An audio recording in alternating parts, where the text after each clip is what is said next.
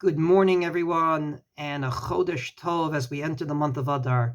Today is the Yartzeit of my father, who passed away 4 years ago, and I'd like to dedicate the words of Torah I'm about to say to his memory, Tzvi Meir ben Moshe Yonatan, Zichrono Livracha, Lechayei HaOlam Haba.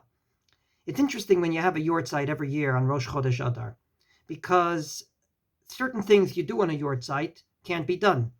The custom is not to go to the cemetery on Rosh Chodesh.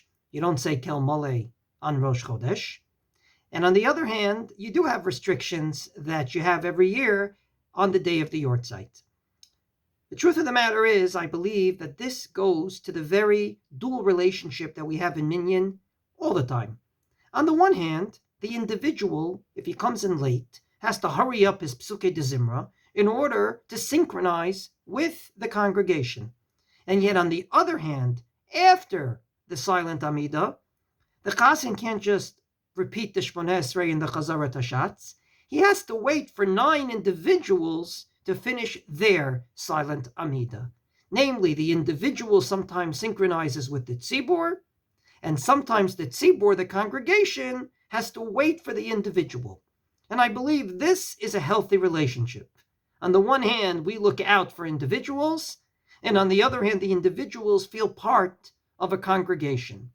And I believe this comes to fore when someone has a Yartzeit or someone sitting Shiva Lo Aleinu, when it comes to a happy event. And allow me to share the following story with you. My Rebbe Rav Lichtenstein moved to Alon Shvut at the end of his life, and he totally and utterly respected the local rabbi, never butt into what happened in the shul, even though the shul was dominated by his own students, including the rabbi, who always started his drasha with permission from my Rebbe. But one time was an exception to the rule. It was Friday night, and the Chazan started to sing sort of a karblach, kind of a Kabbalat Shabbat. And Rav Lichtenstein went up to him and said, "There'll be no special singing." Everyone was very taken aback, and the bottom line is the Chazan obviously stopped. And after davening, they asked, "What happened?" And he said, "You didn't see? 2 people who were sitting Shiva walked in."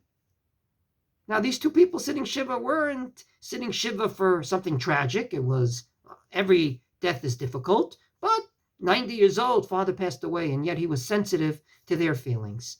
On the other hand, I found it very necessary this morning to sing during Hallel, a fast tune, nothing to delay davening, because even though I personally have Yartzeit, it's Rosh Chodesh Adar for the rest of the Jewish people, and ultimately you synchronize with the congregation. This dual relationship is a healthy one, and I hope that it's always maintained. Wishing everyone a Chodesh Tov, Mevorach, V'Busarot Tovot, Yeshuot V'Nechamot.